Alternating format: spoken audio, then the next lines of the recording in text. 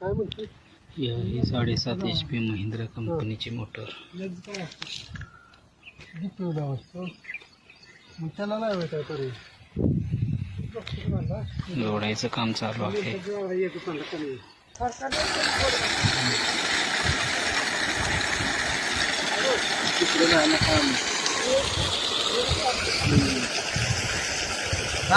दे